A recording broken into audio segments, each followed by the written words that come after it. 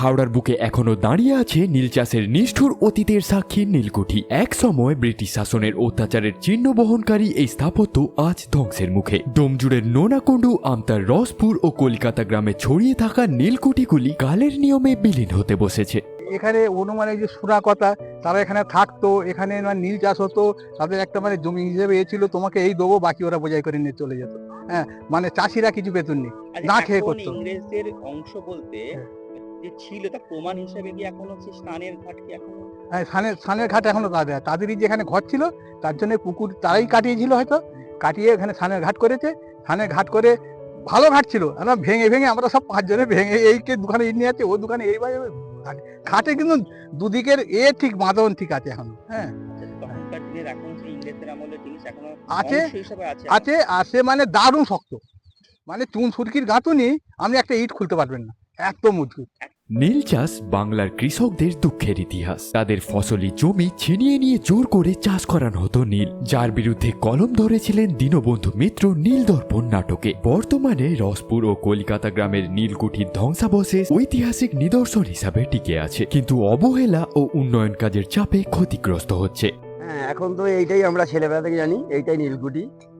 এখানে ওপারে আমাদের নীল চাষ হতো। ওখানে পুকুর আছে, ঘাট আছে। হ্যাঁ, ছেলেবেলায় যেটা শুনেছি আমরা, এটা নীলকুঠি বলে জানি আমরা এখনো পর্যন্ত।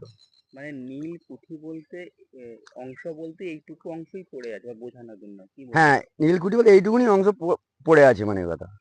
সেটা হ্যাঁ, বট গাছে জড়িয়ে রেখেছে। এটা দেখতে পাচ্ছেন তো কি অবস্থা, একে আপনারা দেখতে পাচ্ছেন কি অবস্থা, পুরো ঘেরা আছে বট গাছে।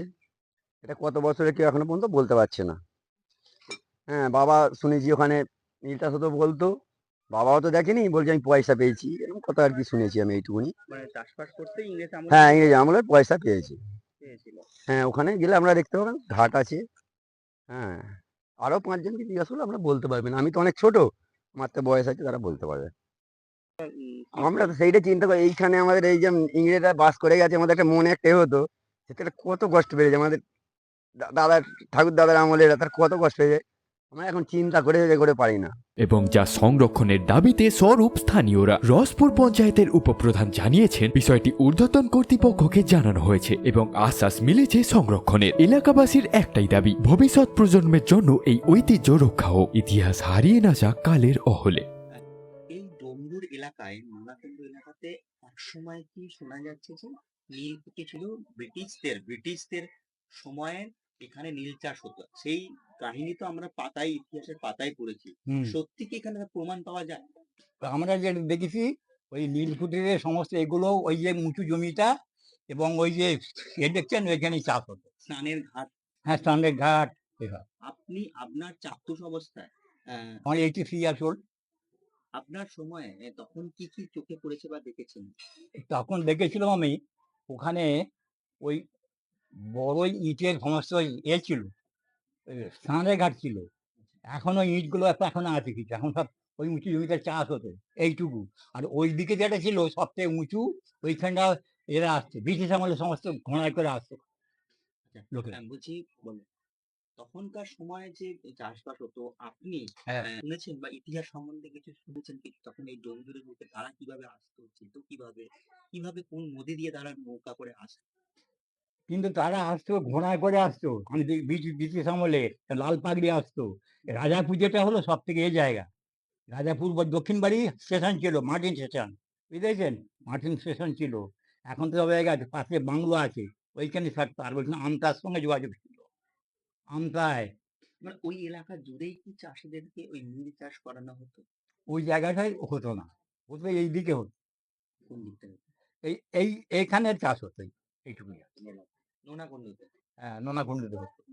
আচ্ছা, নোনাকুণ্ডুর জায়গাটা হলো রমনাথপুর এরিয়া, হুগলি আমাদের বর্ডার, বুঝতেছেন, ওইখানে বর্ডার। এটা হলো ওটা হুগলি পাচ্ছি, যেটা আছে হুগলি, কিন্তু আমাদের খালি জমি সব, বুঝতেছেন। আমরা ইতিহাসের পাতায় পড়লেও পাওয়া যায় প্রমাণ পাই যে আমাদের সেই পূর্বপুরুষ আমলে সেটা শুনেছি যে এখানে চাষ হতো, আমরা দেখিনি, কিন্তু আমাদের তো শোনা কথা যেখানে নীল চাষ হতো। হ্যাঁ, লাল মুখে এগুলো এগুলো লাল পাগড়িওয়ালা আসতো, ঘোড়ায় করে আসতো, এখানে শিকার করতে আসতো, ওই উঁচু জায়গাগুলোতে সব ঘুরতো, শিকার করতো, এখানে ছিল ঘর। আপনি কি এলাকায় কি নামে পরিচিত আছেন এখানে? আমি আমি আমি শিক্ষকতা করি। আর আমার আমার নাম হলো, ডাক নাম হলো কার্তিক কানাড়। কিন্তু আমার ইউনিভার্সিটি, ক্যালকাটা ইউনিভার্সিটির নাম হলো নবকুমার কানাড়। বুঝতে পেরেছেন? নবকুমার কানাড়। এবং আমি বিকম ওখান থেকে পাস করেছি, তারপরে আমি শিক্ষকতা করছি। কিন্তু এখানে তো আমার পাশে একজন, ওই স্কুলটা দেখেছেন কি আমাদের মহাদেব বিদ্যা মন্দির? এখানে স্কুলে যান, হাই স্কুলে এখানে করেছিলেন? না, না। আমার জ্যাঠামশাই পাশে বাড়ি, মহাদেব মহাদেব এগুলোতে চাষবাস করে না চাষবাস, চাষ করছে তো সব। চাষবাস করছে। কিছু হয়েছে, আলু টালু চাষ হচ্ছে সব। অনেক দিনের কথা তো।